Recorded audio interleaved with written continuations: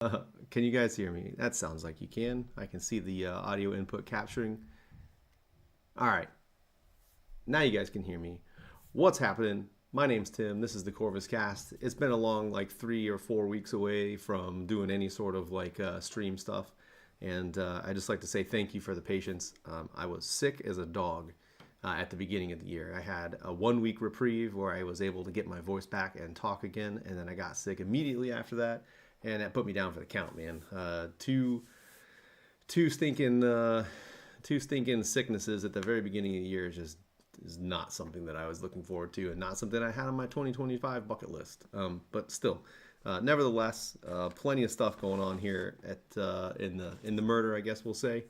I'll just put a little shout out here that we're live, and see if we can get some people to come on over and say what's up.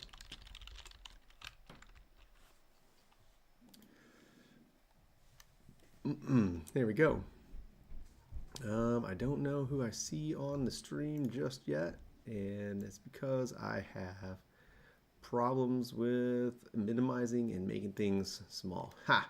There we go. I guess I don't really need to see my face. I can pop the chat out and move it someplace else, I suppose.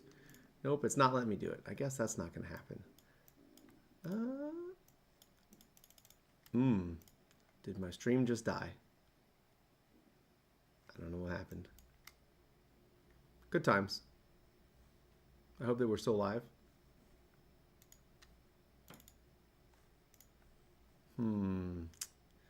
Google Chrome just crashed.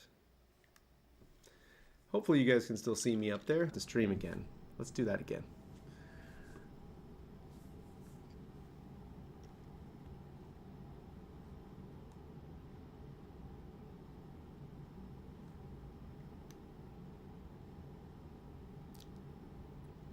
We got it back yet?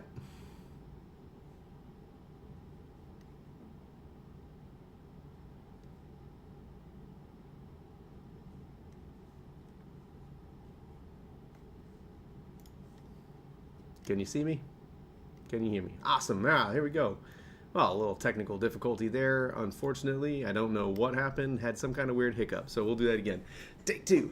All right, well, welcome back. Sorry about that. Weird hiccup. Something happened. My internet decided to fart. I don't know what it was, but we're here. Again, I'm Tim. This is the Corvus Cast, where the host isn't particularly attractive, the jokes aren't really funny, and we just look at parts and make things up anyway as we go. So, yeah, as I was saying earlier in this month, actually we're 6 weeks into the year right now, or about 6 weeks into the year, and I've been sick twice, and it's taken me out of the loop for quite a bit of it. So I just want to thank everybody for your patience and you know, the opportunity to let me recover and get back on my feet to be able to do the stuff that I do. So some of you have been watching in the Discord, and so I'm going to take an opportunity now to plug the Discord because it's something that I really would like you guys to go out and check it out. If you're already in the Discord, cool, thank you. If you're not, you should come and check it out. It's where I communicate with all of my patrons and all the people that want to have inputs. And if you want inputs on stuff, you can put them, you know, in the chat, and we'll talk about them. In fact, you know, just this week, Ambers and Embers, as a patron over there on the Discord, made some recommendations for parts that are probably going to get pushed into a design. So if there's any question as to whether you guys have inputs or not on anything that gets made in my shop, 100% you guys have inputs because you're my customers and I'm making the parts for you. So that's the important bit. I'm hoping that my stream is still live. My feedback on Facebook just paused and said that there's no data. My Facebook just paused and said that there's no data, and now it's updated with 4 viewers. So now we're actually really close to the top maximum level of viewership that we've got. So I don't think the chat room can hold any more people. I actually think that I have a high limit of 5, so anybody else, you might get kicked out. I'm not sure. I'm just kidding. I've just never had more than about 4 or 5 viewers on the stream. Everybody comes and checks it out after the fact, so whatever. It's all good. So one of the things that I wanted to talk about before I get into doing the other stuff, the really important stuff behind me here, that she's showing off a new part, is there's been a little bit of a part slowdown. So last year I was able to kind of keep up with one part a month, 1 or 2 parts, sometimes 3 parts a month, sort of like pace, and I still think that I'm on track for that this year. But this first month has been a little bit of a struggle because we had the first parts of 2025 issued or came out in the beginning of January, and then now February has come and we had the shutdown for Lunar New Year. All of my materials go through China. Not unfortunately, but it's a matter of doing business. Nobody in the United States wants to make toys, and so all of my stuff comes from China. And the Lunar New Year kind of slowed me down a little bit. And the parts that we're getting ready to talk about over the shoulder here, I had some edits and revisions that I wanted to make adjustments to because they weren't perfect. And you'll see some of that here, and I'll describe it and what the situation is with those parts. And so that slowdown, I had to kick back the designs, and then at the same time, I submitted some additional designs. So my goal here is to get, it'll end up being 5 parts total, and those 5 parts will come as basically a one whole package. So you'll be able to get the maximum output from this next set of parts that are coming. Which brings me to the next piece. Because my parts are being made in China, there is a somewhat of a likelihood that you'll end up seeing or hearing about tariffs. And tariffs are kind of an ignorant man's game, and I'll try to leave all the politics out of it. But yeah, the tariffs do damage to a free trade system, and basically what's going to end up happening is they may end up driving the costs up, and I'm going to do my best to keep those costs away from you to the best of my ability. So if I can, I'm going to eat them. But as a small business that's not making a ton off of all these parts, I'm going to do my best. I can't guarantee anything, but I'm going to do my best. So without, I guess, too much other fanfare, we could get into talking about what's over behind my shoulder here, but I think the things that I wanted to discuss first before I get there is parts that are on the horizon. Any of you that have been in the Discord, you know that I've been chasing down work on thin neck, and so what's over shoulder here is the first glances of the thin neck live. I appreciate that, John. I really do. I don't want to do that to my customers, but it's one of those things that is an unfortunate reality. Costs end up going up because of crappy decisions, and then everybody has to end up paying for them. So at the best, try to split them equitably between everybody, so that it's not one of those you guys eat all of it and I'm not eating any of it kind of thing, because that's not how I play the game. But my back to the original part of the conversation that I was at was having a discussion about what's coming next, right? So on the horizon, we have the thin neck, which will be here in about 6 weeks, and I have 3 necks coming. So it's the one that everybody has seen and 2 other ones, as well as 3 more pending behind the scenes waiting. So they're all davved up and ready to launch. Not ready to launch, ready to go to sample and then production. And then behind that, one part that I have really been trying to get done for a really long time has been a ESP Vader, or at least a Vader shroud. I've got the design wrapped up on that. It's ready to go. I'm just waiting on income, which I think this back here is going to be the thing that's going to make or break this next year, because there's going to be so many options now available for thin neckedness. I don't know. For thin neckery. Yeah, that's the one. I got it. So I'm hoping that I'm still not too quiet. I'm going to try and talk a little bit louder for you guys. But yeah, I think the thin neck is going to be the thing that's going to turn the corner for us and start pushing some real capital, so that we can start working on bigger projects. And one of them is going to be the ESP Vader, and then following that is going to be emitters in general and pommels. And those have been things that I put on my wish list of things to do. And if you've been in the Discord, you see me kicking around ideas, and everybody has been seeing and messing around with them and helping me develop them. So it really is like a community effort to make this thing. The community effort is going to make these things, and I really appreciate the vote of confidence there, Ambers and Embers, because that's the thing. I'm really going for something that's going to expand on what VHC is capable of. And also expand on what the quality of the designs and the capabilities. So I guess that'll take us into the next piece, right? So we talked about pommels and emitters. Those are going to be coming in the next couple of months. They could be here as soon as May 4th, maybe if the designs, if we get the designs hashed out here, but probably they're going to be closer to midsummer timeframe. Oh, something that hit me in my brain earlier today was I keep seeing everybody throwing up all these discounts, not discounts, sales, and last year, I think I went overboard on sales, and I'm trying to find the right balance of what those sales are supposed to be. And so I don't want to tire you guys out with constantly seeing sales. So I think I'm going to do like 3 or 4 major sales this year. And I think they're going to be staged around the season.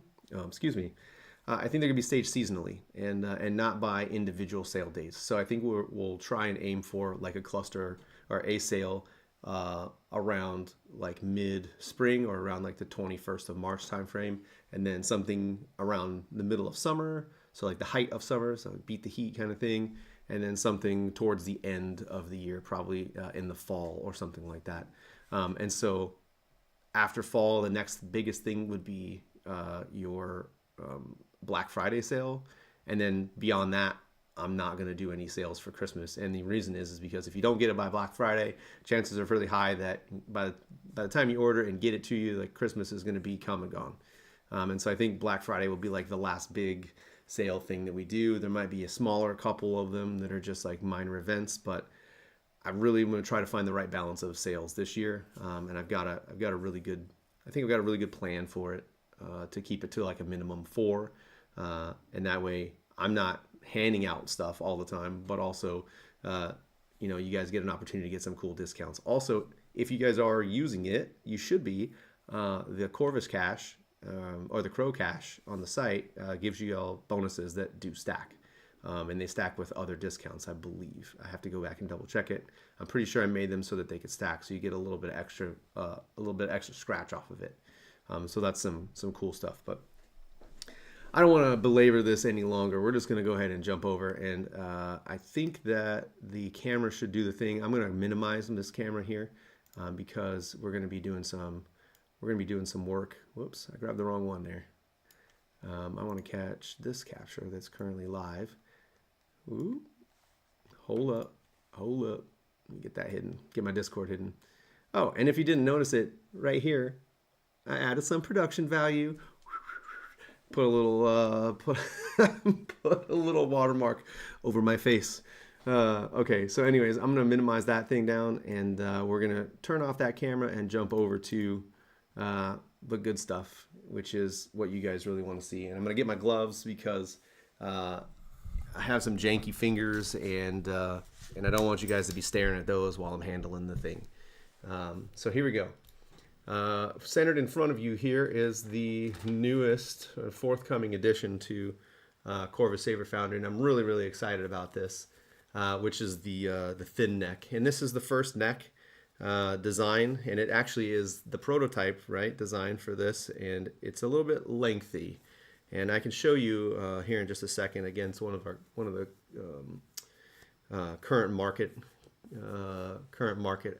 items, but I wanted to explain this design or this setup here first. So number one, it is a thin neck, and it's this one is themed. I don't even really have a theme for this. It's just I really wanted to see a single thin neck out of the design, right?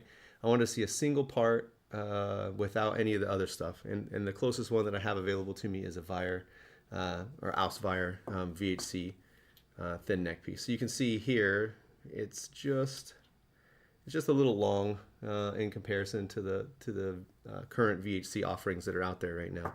So shout out to Wire for pioneering and kind of riding the course for how all of these pieces are set up, but also the inspiration to do this, I guess, is probably the right way to say that. And so I really want to lay this out in totality so you can see what we're looking at here.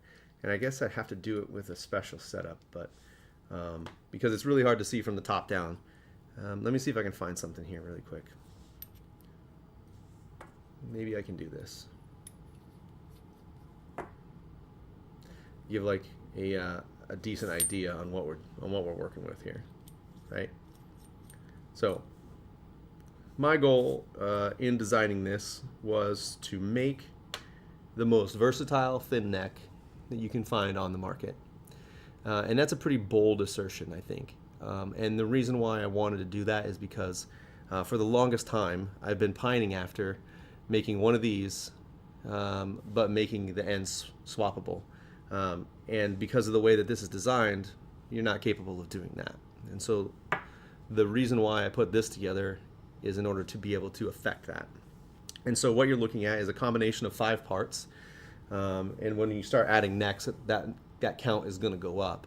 But this first part here is the male, or I guess we'll call it male, the male component for this. So it sockets into a female slot, so that you can mount your neck into it as well. What you see down here is a female oriented or female designed socket for your neck. And so these are basically caps for the top and bottom end, right? And the biggest hit here is, not biggest hit, but a biggest foot stomp for this is going to be that these parts are going to allow you to make a thin neck compatible with whatever design that you want to make on your lightsaber. So if you terminus your lightsaber handle or grip to where your thin neck is going to be, and it's in a male configuration, you can put the female configured cap on it and connect the neck as you desire. And if it terminuses at a female, you can connect the male oriented neck, or male oriented cap, and then insert the neck the way that you need to. And so what ends up happening here is you have the potential for a male-male connection, which is pretty cool, right? Ooh, if my hands will work, we'll make this happen. I'm hoping that don't blow your ears out by dropping it in a couple times, but what you have at your disposal here is now a male-male cap, a male-male thin neck design. You can achieve, so hang on a second, let me go ahead and say this. A male-male thin neck design, and if you don't like the orientation on it, the necks are designed asymmetrically on purpose so that you can flip them over, and you can make the neck the opposite way, or the opposite orientation with the same part, without changing any other parts, right? At least at this juncture.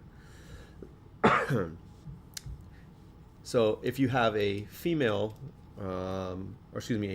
terminus part, we can swap this out for a female cap, and now you have the standard VHC configured part. You have a male or female terminus on either end. So a male on one end and a female on the other end, which is the typical configuration, and a male-female configuration. And again, you can flip it, right? If you don't like that direction. But if you need it to go, if you want that other orientation, you can take this off and flip the neck individually, and so now it's a complete inverse of it. And I tried doing the math on this to figure out how many variations and iterations this has, and it's quite a few, especially given that there's going to be a lot of necks. And granted, I only have one neck to show you for today, which is enough.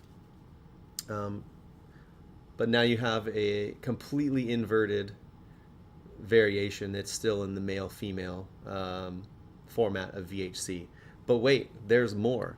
It slices, it dices, it chops, it chips, it clips, and it also allows you to put a female-female connection onto this as well.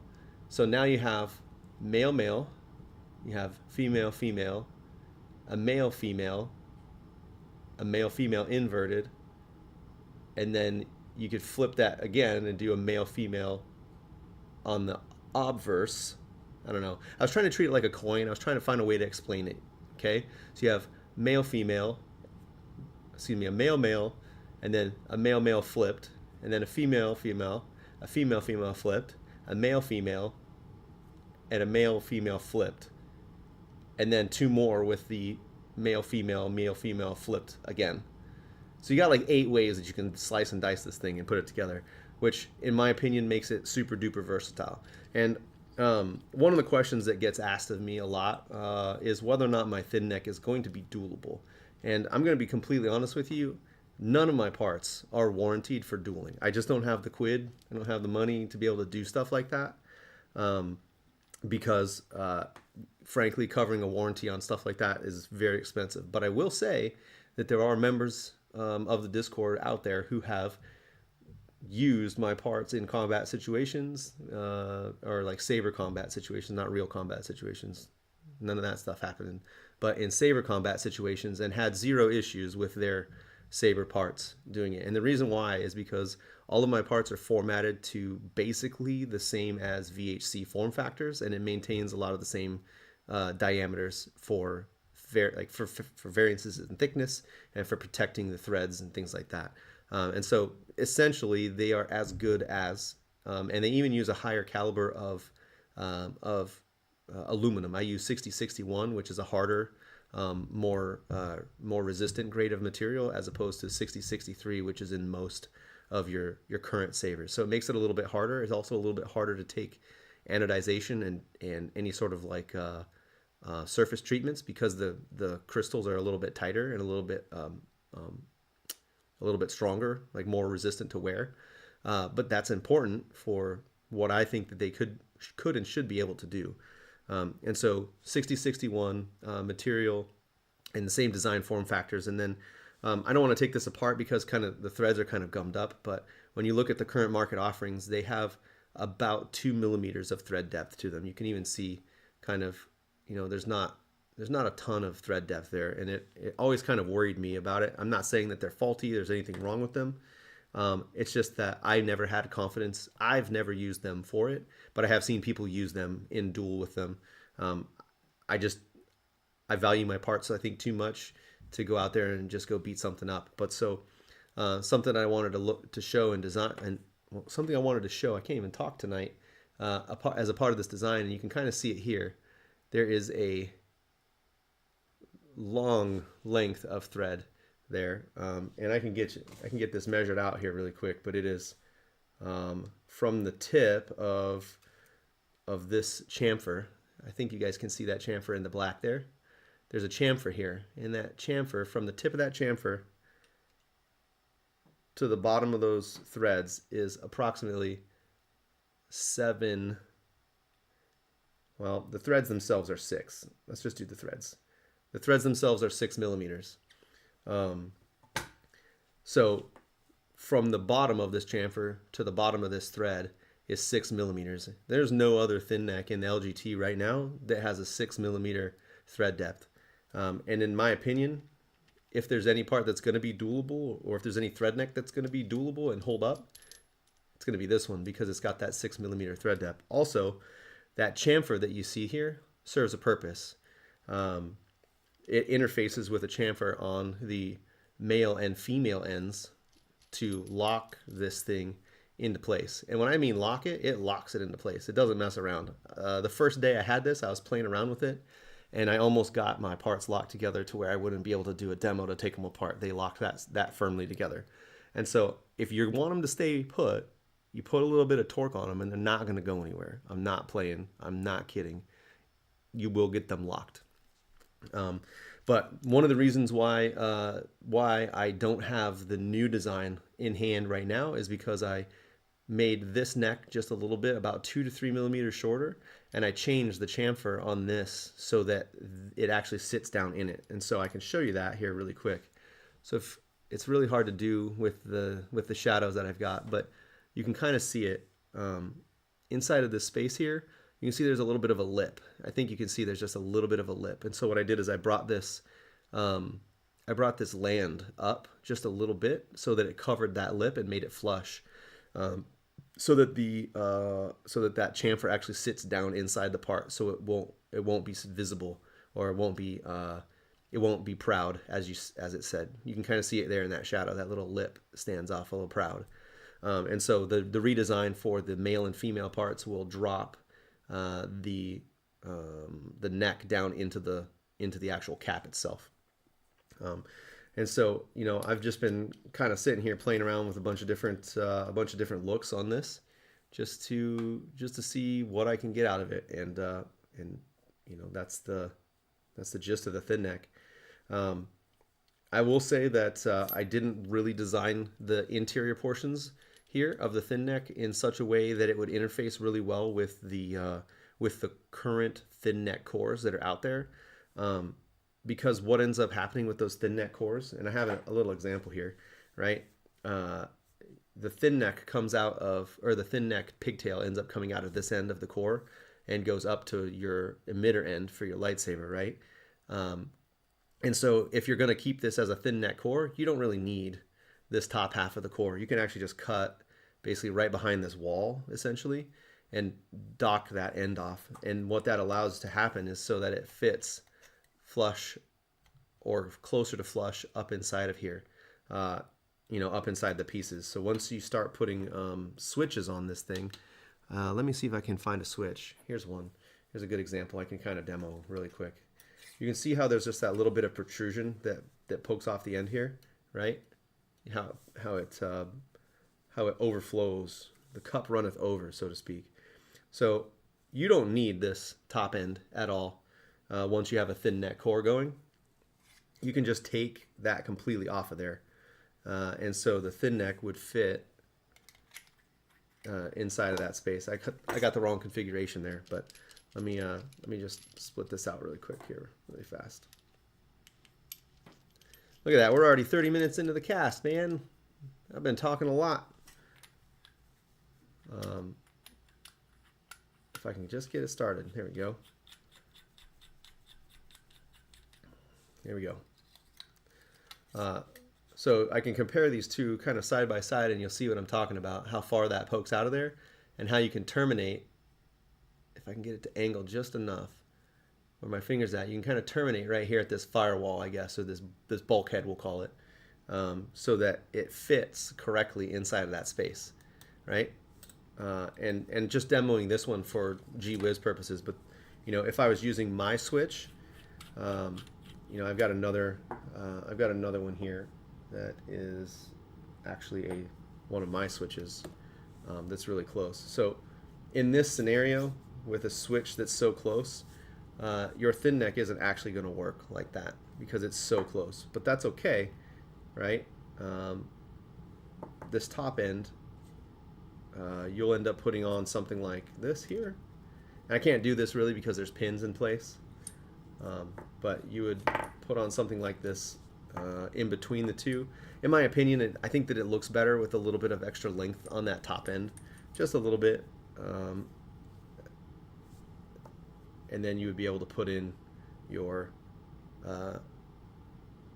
thin neck in that fashion. And again, of course, it's going to require just a little bit of a modification to the top end of your core to be able to fit that. Something I haven't really discussed super openly until I guess now is that I'm working on a design for a core that's going to do away with needing to swap out the actual body portion of the core. It's going to put a permanent switch kind of in here, and you can drop out the base of the core, so you can have like one lower core portion, we'll call it, or the lower core, that connects to the upper core. So basically by a connector that would slot it in, and then you would have a more permanent switch connection that would stay with the switch section. So you could keep a switch on a saber, you could drop the core out, put it in another saber if you had multiple switch sections, but it would only be compatible with my switch section because it's so low profile. And so basically the idea that I've got here is going to essentially leave about that much of the core up here in this switch, so it would sit flush, and it would house the switch housing and the connector, and like a connector down here, and your pins up here at the top, and then you would be able to make really tiny lightsabers if you wanted to. But yeah, that's a little ways in the future. I think I'm talking to a friend of mine, Ken, and we've been talking about how to make that happen in such a way that's keyed, so it fits the standard format here.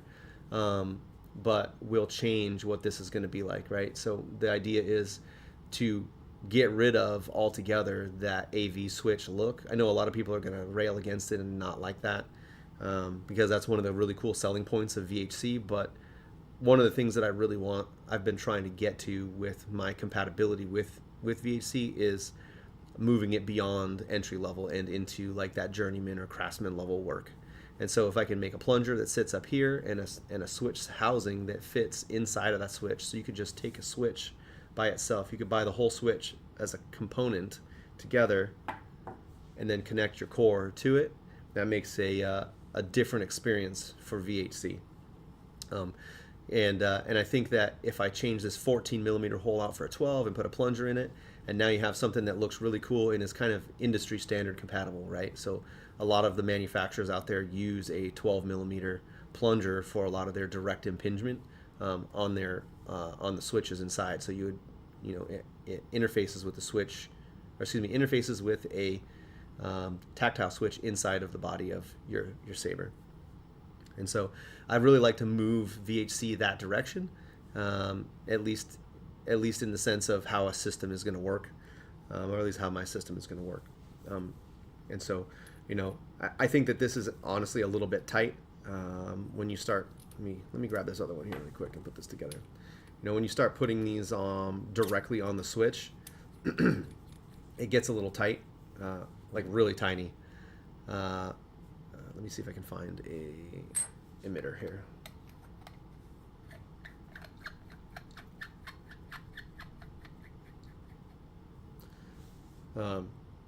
You start to get really, if you start putting your thin necks directly on top of your switch section, if you put your thin necks directly on top of your switch sections, excuse me, you start to get kind of really tiny lightsabers. And I think I got an example here kind of that is close in design to what I was playing around with. Let me see if I can grab an adapter really quick. Something that's not going to blow everybody's ears out if I drop it. I was hoping for, the ability to... Excuse me, I've been doing a lot of talking. I was really hoping for the ability to kind of change the shape or the face of how we interact with our sabers, and I really want to be able to have. I feel like if you just bought one high quality, if you bought like one high quality piece of equipment, which would be like the lower end of your core, and you connected it to a pretty normal piece, like a standardized piece up here in the switch section, you could then have a complete switch section ordered all at one time that interfaces with whatever that core is going to be, and you can now have just one piece of equipment that swaps between all your lightsabers when you really want to do it. So you could minimize the amount of battery that you have to charge, you could minimize the amount of cores that you have to maintain, and just focus on keeping one charged with your favorite, whatever's. I know I have a bunch of cores. I probably have 7 or 8 Profi cores. I've got a handful of Xeno cores floating around, and not a single one of them are charged because I just don't have the time to do it. But I like the idea of being able to drop out a core from the bottom and then put it on a charger somewhere, instead of leaving my core exposed and then trying to charge it like vertically or something like that, and it potentially fall over and break or something stupid happen. Instead, I can just put it on a charging port or charging platform or something like that and let it do the thing. But I was trying to wrangle this. I also was trying to grab a drink of water there really quick while we were digressing a little bit. But stand by.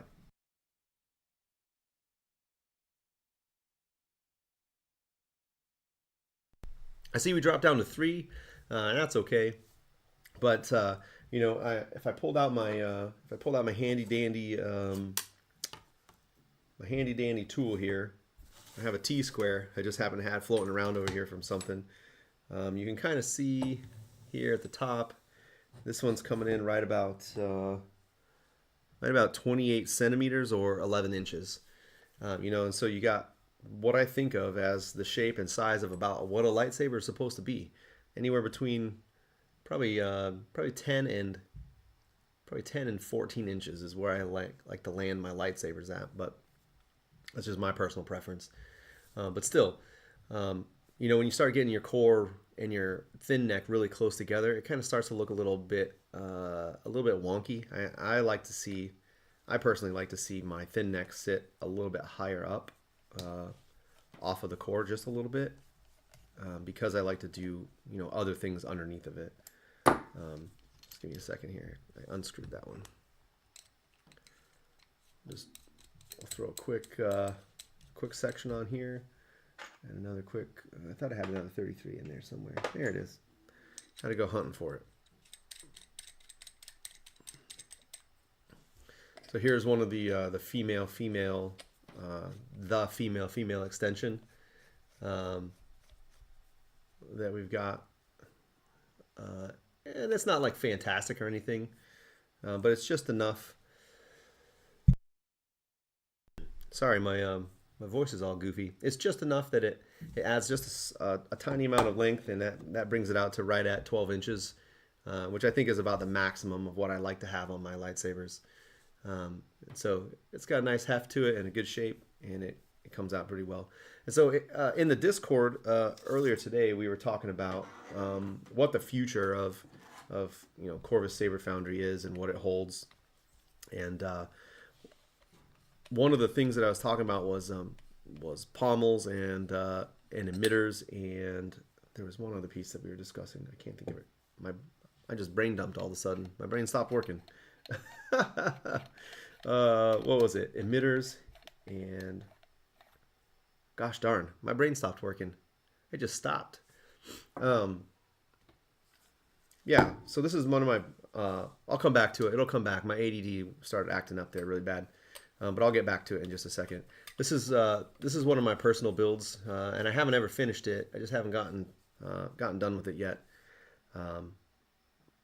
But you can see here that I think that it looks really good in the shape that it's going to be with this singular thin neck on it.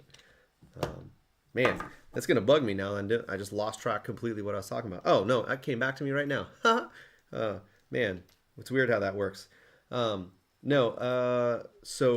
there's discussion about things to add to the system and what things become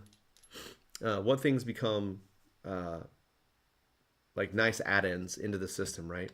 And so, as you guys know, we have like 5 female components that run the range from 16 to 105 millimeters in length, right?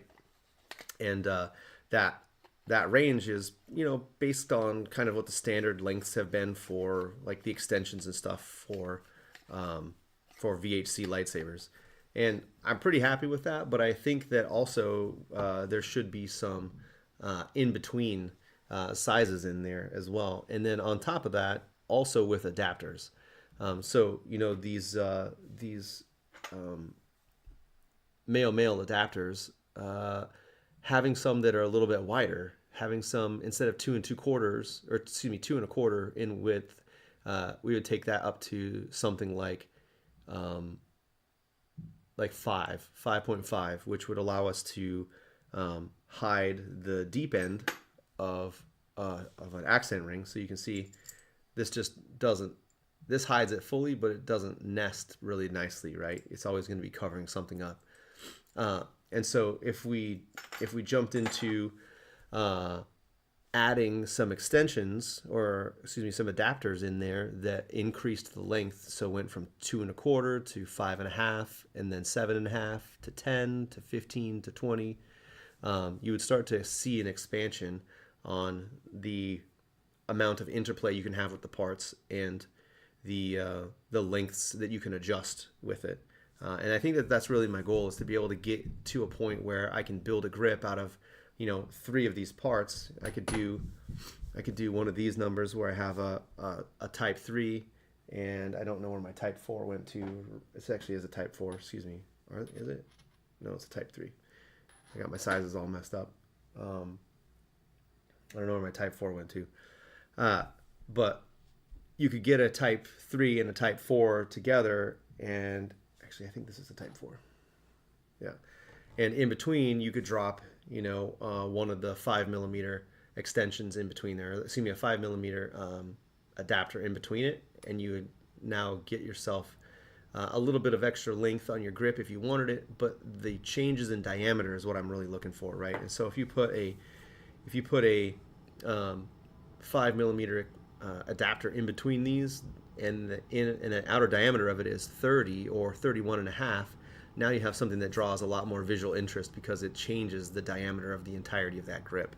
And that's one of the things that I've been really focusing on with this system, is finding ways to increase visual interest with really plain parts, right? Something that's cost efficient or cost effective and allows us to look at the way our sabers are made just a little bit differently. This one would be a good example here, where you could put a 5 or a 10 millimeter and you get a whole new grip segment out of those 3 parts. It'd be about the same cost as a normal grip, right? Once you do the slice and dicing on it. You can also go, something like these 2 pieces together with a 15 or a 20 millimeter in between it. And you could do any number of different combinations to find whatever those looks are. But those adapters are kind of a long-term project. It's one of those pieces that's going to be pretty pricey because now all of a sudden I'm going after about 4 different variations of what the next 4 different variations of those adapter parts to make them into something so much more viable for the set. And along with that, more grips like this. I haven't really showed this anywhere else but here, but I've got a grenade grip that I really would like to make. It's kind of based on an Obi-Wan shape that I really liked. Unfortunately, if you do the count, it's not perfect. It's 10 ribs and not 9. And so I have one of those and also something like that modeled for usage as well. And so at some point, my goal was to start releasing the more character-themed items around the Star Wars holidays. So like May the 4th, Revenge of the 5th, Revenge of the 5th and Rise of the 6th and all that stuff, kind of themed around those. And so I'm hoping that this year I'll be able to produce one of these Johnnies, and we'll get a cool grenade grip that actually fits inside of our VHC paradigm, right? So I've got shrouds here, and the shrouds fit perfectly on that. So I managed to get a design to come through. Some of the other ones that are on the market have a little bit wider outer diameter, which fits with Obi-Wan because the Obi-Wan is typically like a 1.5 inch outer diameter, so 38 millimeters, generally speaking. But I wanted one that was inside of the scale of VHC and also, pretty close to as accurate as I can get. There's some things that I'm still concerned about. There's some wall thinness. I think it might be an issue that I have to resolve. But at some point, I'd like to get one of these out there in the system so that we can play around. So I'm not, my brain keeps going 100 miles a minute on the different things that I can create in Fusion 360, and I've just been on a tear making a whole bunch of stuff that I don't have the money for, which is the problem. I don't expect it to be an overnight thing. People are going to hopefully see this stuff and start drawing interest. And my plan and my goal is to be the most robust aftermarket VHC compatible system that you can get. And I think that I'm well on my way to that with the compatibility that we've been making so far.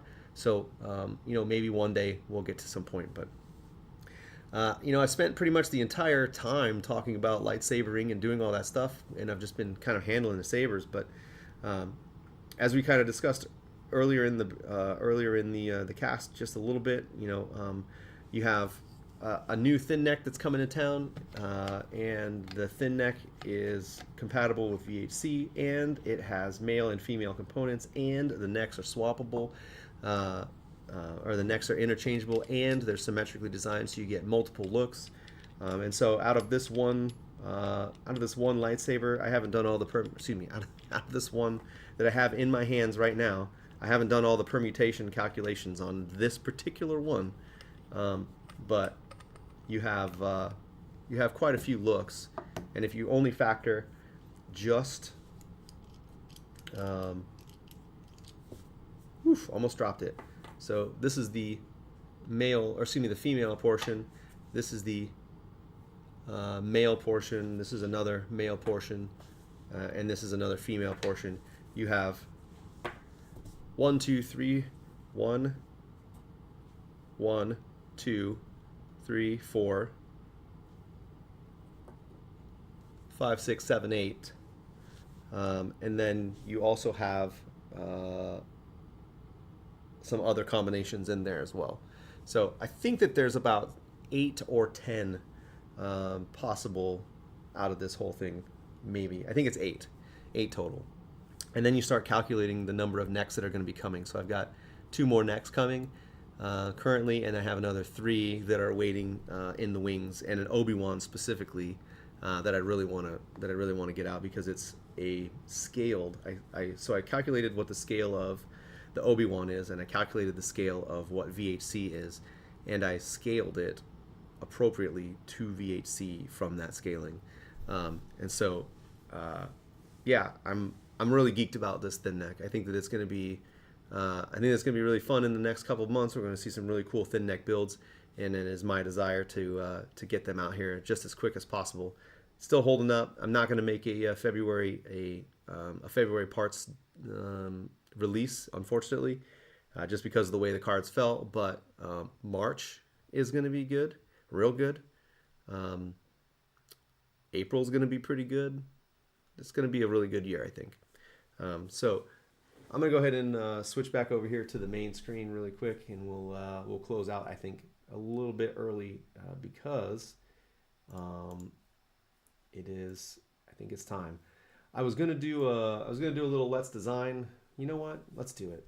Let's just cap it off today. Let's just play around with it, right? I'm gonna go ahead and drop this down to the lower right-hand corner of your screen, and we'll have a little Let's Design sesh. I might drop that down too. We'll just drop it down out of the way. All right. I'm gonna make this quick. I'm gonna mess around with it and get it done, but.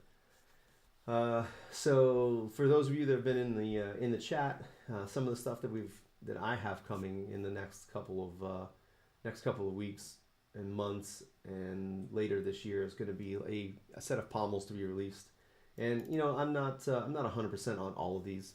I just like some of the designs, and earlier today I was messing around with this. I made it flushed, and I forgot to hit save, and so it's not here.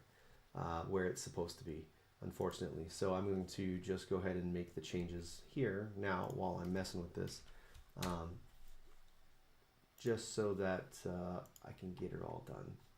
So I don't remember how deep this was supposed to go, but we're going to extrude her all the way down here to that. Oh man, my computer is not happy right now.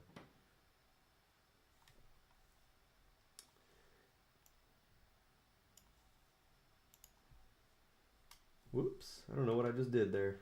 I did something silly. I'm not sure what I was doing. All right, we'll go ahead and extrude that down. Yeah, the Ezra actually came out surprisingly well. I'm pretty pleased with the design on it, and I think that it's going to be a pleaser, to be honest with you. Let's do -6 there. I think that will take it all the way. I don't understand why it's doing this 33. Oh, that's why I didn't capture it. Yep, there we go. Okay, and it's safe now. I'm not sure what this is. That is not a chamfer. Let's just extrude that back up. Why you do this? I'm trying to figure out why it's doing this. You know what? This might not be the time.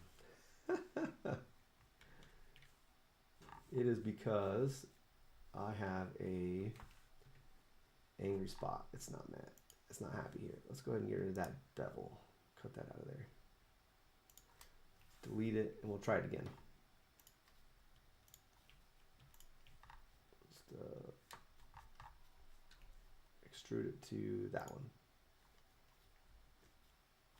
Nope, that's it again. Go under. Okay.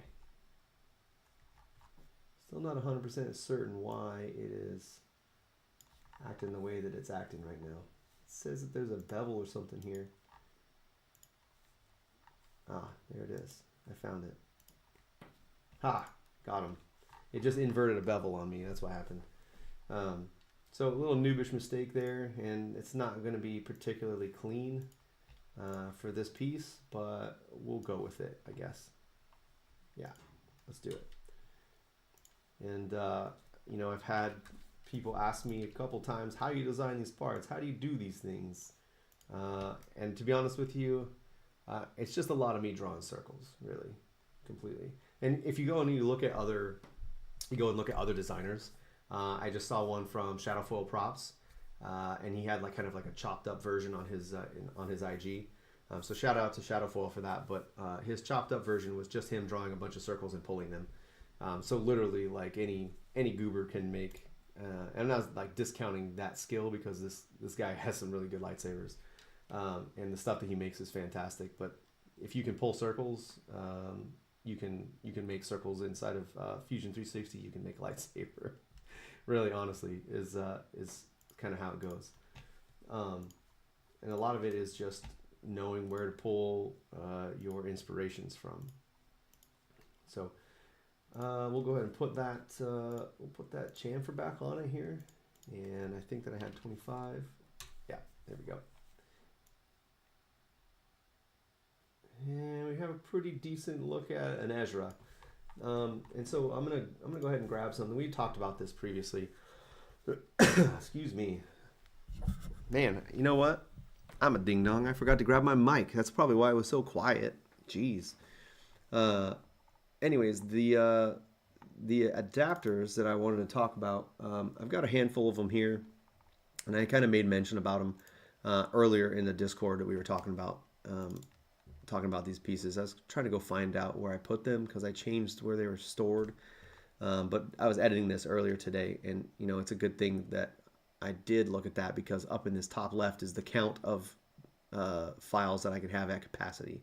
And so I have to be careful with that because if I'm not, I end up not being able to save my stuff. And so I think that's what happened previously. So I'm going to drag this adapter out here so we can look at it really quick. And so I made an argument earlier today that that this adapter is kind of useless to me. And the reason why I say that is I have it set at a 33 millimeter outer diameter. And the reason I don't really like it is because when you have it inverted, so if I flip this over the other way, I need to unpin that and then move it. If I flip it over the other way, what ends up happening is this end will abut to something that's 33 millimeters. And if you're going to put a band over it or an accent ring over it, it's not that big of a deal, right? But if you're going to put anything else up next to it, like say for example, a grip or you know something that is also 33 millimeters, one of my overriding goals in this project has been to prevent the appearance that there's parts that are mating together mate to mate, like at the same diameter, because to me, frankly, it doesn't appeal to my eye that way, and it doesn't look like a found parts piece. It always seems like there's a measure of variance between the different parts that are being pieced together by like in these lightsaber builds that you see from like the professionals. We'll say like professional, like saber builders. There's always some element between the parts that says, you know, there should be some variance there. And so the reason why I'm not really a huge fan of this part is because you can't really use one of the ends of it in the way that I foresee it. I mean, anybody can use it. Like if you want it, I'll make it. I don't care. But you're going to end up having a part that abuts this that's going to be the same diameter. I can change the diameter, that's not a problem, but then you start to lose some of the value of this part in that it can't really align one of the accent rings, and that's been an overriding part of it as well. As the accent rings were kind of one of the first pieces that were designed, and they index on a 33 millimeter outer diameter part, and so you have to have at least one of the parts that it's subjoining be 33 millimeters in outer diameter so they can index appropriately. And so I'm getting really deep into the weeds now on my design theory. But basically, to me, this part is really, it's not really that great of a value add for me. But But again, I can make it because it satisfies a need, right? It satisfies a desire to have these parts fit. If I flip it on its head and I put it, flip it on its head and I put it together, now you get, you know, what that original value of that Ezra would have looked like. And let me grab, one of my body parts here really quick, and I'll show you what I'm talking about.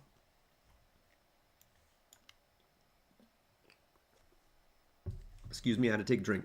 My throat was getting dry. So here we have the, let's see, 2550. All right, there you go. There you have a basic, really basic like look at what the what that component, that adapter would look like. And basically, if you flip that over, and I'm going to do it for you, and I'll show you what I'm talking about. And I think the guys that are in the stream have already seen what I'm talking about. They've already had that discussion with me earlier today about why I'm not a huge fan of it. But if I just do a flip on its head, you'll see what I'm talking about. You have this part here, and it's misaligned just a little bit, but they share the same value, the same outer diameter. And if you just use that part as a standalone, it's going to look like there's a mate surface there between the two. And again, if you cover it with something like an accent band or an accent ring, no big deal, no harm, no foul. It looks as it would be normal. Oh, hang on a second, I'm in the wrong one. I was in dev, not production. You know, you put an accent or a divider ring on it, and no one's going to be the wiser. This isn't a perfect fit, but you know, no one's going to be a wiser that there's a connection line there. So that's not a problem. But if you didn't want to, the only other alternative to covering that thing up would be to put a grip wrap over it, which is also good too. But just my personal take on it is I'm not a huge fan of that line between those two pieces. I would rather there be some differentiation between it. And maybe I could drop this down to 32.5 outer diameter and make it maybe a little bit more visually interesting. But to me, you can affect the same thing with just running a different adapter altogether. And so like I could do something like, let me get rid of you. I want it gone. All right, let me delete it. There we go, got it.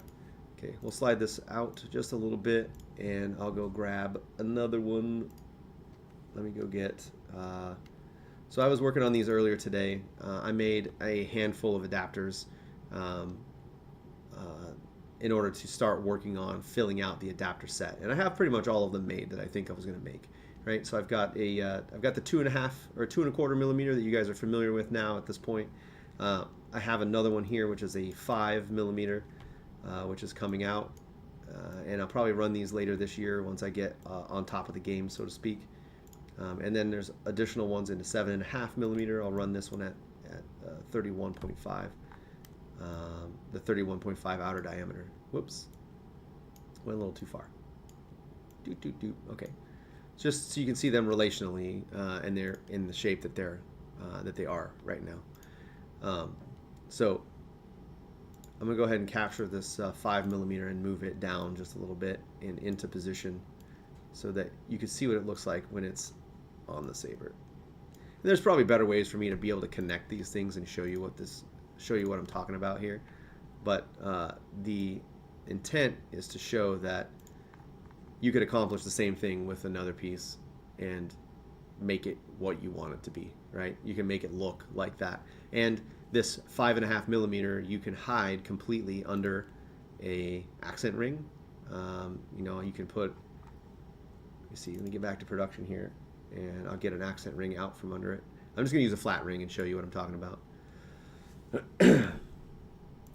You can grab the accent ring here, and I'm not sure which side's the long side. I'm gonna have to pivot just a little bit. Okay, so I have the long side currently at hand. So I'm gonna move this back. We're gonna go wireframe. So I'm gonna go into the matrix for just a minute and show you what I'm talking about. If I can get my visual style down. All right, we're in the matrix now. We're gonna look at this from a. If I could just get a hold of the stupid thing. There it is. Bam. Okay, cool.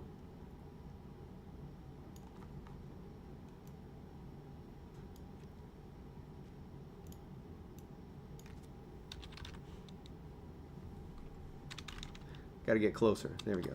36.40, and now we're there. You can kind of see how the interaction of those pieces fits together, right? That's not what I wanted. I didn't want that piece. I wanted that one. Okay, bam. So now we can see it. I'll take it back to what the normal view is here, and you'll see what I'm talking about. So that was the interface of all those pieces together, and I'm sure that there's, again, a better way to display that. But there you have it. You can see that the ring fully covers over top of that adapter. No problem. It's designed that way to cover over top of it. Now, if you wanted to get another split look, I have to go back into the matrix again and show you what I'm talking about here. Nope, I don't want that. I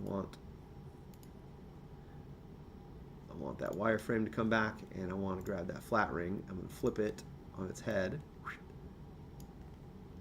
just to show you the variation between the two.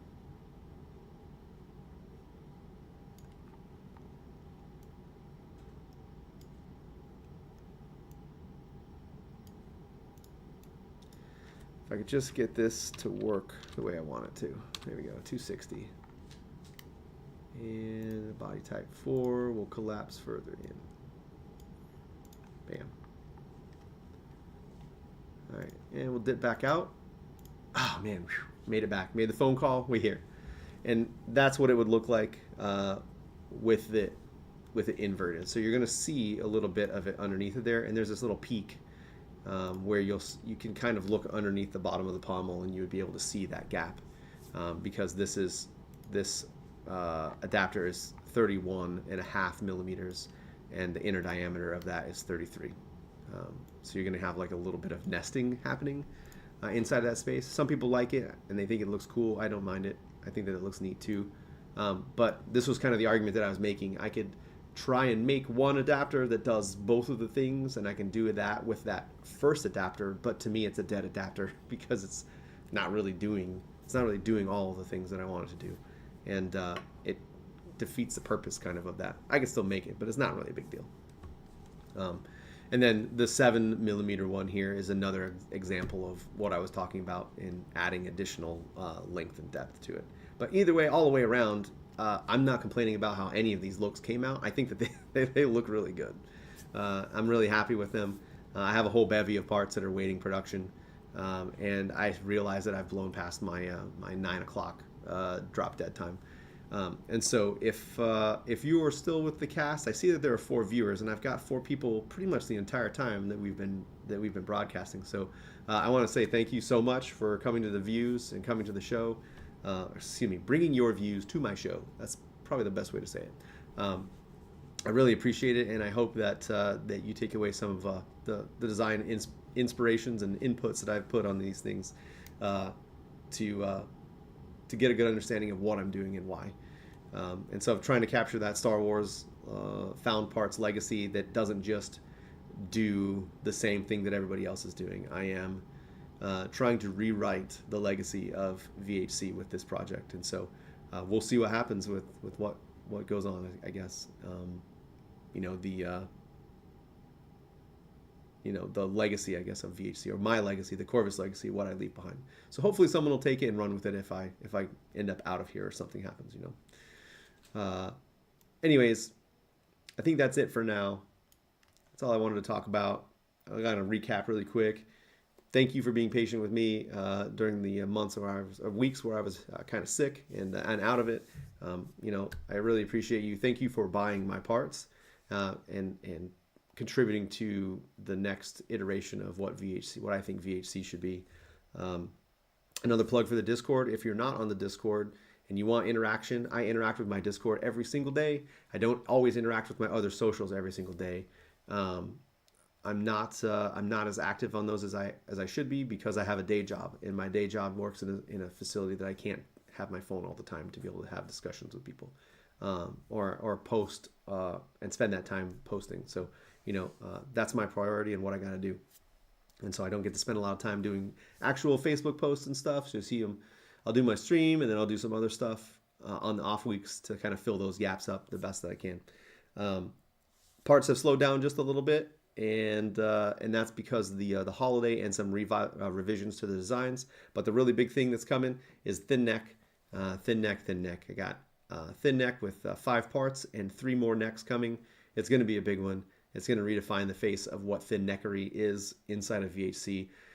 You're really going to find it here at Corvus Saber Foundry. So I'm going to sign off. I'm Tim. This was the Corvus Cast. Caw-caw! We'll see you guys later.